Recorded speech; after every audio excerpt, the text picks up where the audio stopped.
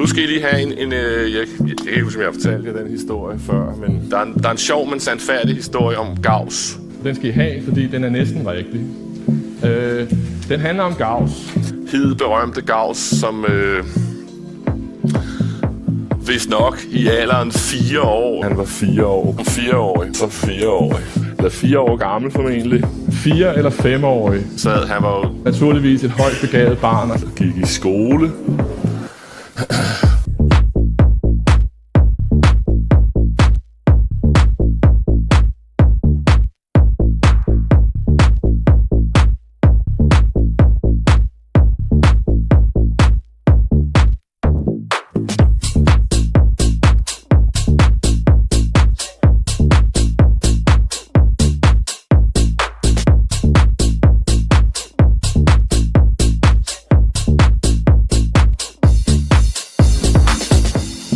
Selvfølgelig en privatlærer, fordi Gauss' far var godsejer og meget velhavende. Og så læreren, han skulle formentlig have sin kaffe, eller læse sin avis, eller hvad fanden han nu skulle ud og have sin morgenøl. Han sagde, at vi skal have de der unger beskæftiget. Så sagde han til banditterne, nu sætter jeg ned, nu lægger jeg alle tallene fra 1 til 100 sammen. 1 plus 2 plus 3 op til 100. Så var de jo beskæftiget den næste times tid, så kunne han roligt gå sig en tur, ikke? Men Gauss, den lille møgeunge, ikke? Den lille irriterende Gauss. Inden han var kommet ud af døren, rakte fingrene op og sagde, at det er 5.050.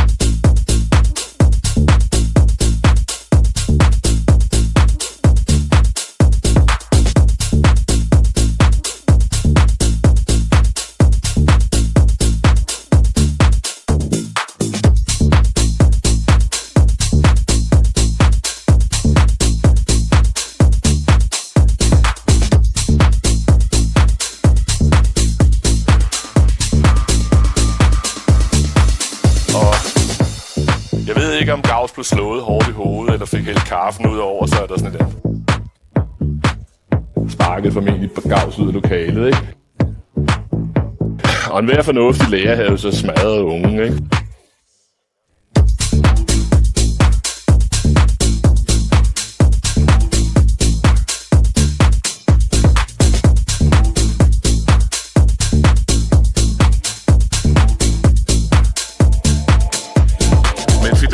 Han spurgte jo Gauss, hvordan fanden gjorde du det?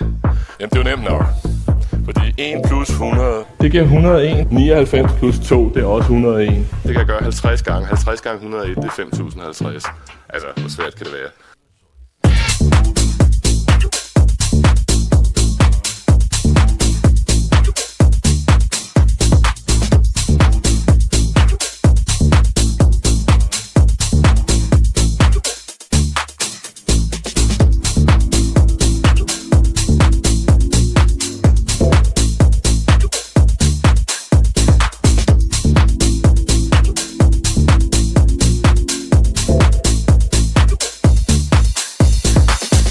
år, mine damer og herrer. Lidt blæret. Og det er ovenikøbet næsten rigtigt, tror jeg. Så hvis I har nogle 4-årige i jeres huse, som ikke er en gravhund eller sådan et eller andet, så kan vi prøve det af på dem.